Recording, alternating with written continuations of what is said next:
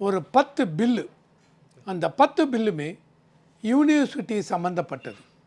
யூனிவர்சிட்டிஸில் wise சான்சலரை, துணைவேந்தர்களை நியமிக்கிறத பற்றி இந்த 10 bill.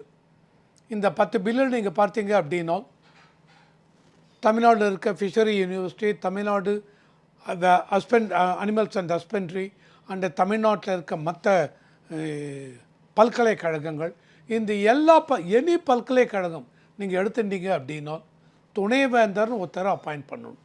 இந்த துணைவேந்தர் இது வரைக்கும் நீங்கள் பார்த்தீங்கன்னா கன்வென்ஷன், தமிழ்நாட்டில் மட்டும் இல்லை, இந்தியா பூரா கன்வென்ஷன், அதாவது நடைமுறையில் இருக்கிறது என்ன அப்படின்னா, அந்த ஸ்டேட்டுடைய கவர்னர் யாரோ அந்த கவர்னர் தான் அந்த ஸ்டேட்டில் இருக்கிற எல்லா யூனிவர்சிட்டிக்கும் சான்சலர், வேந்தர் அவர் தான்.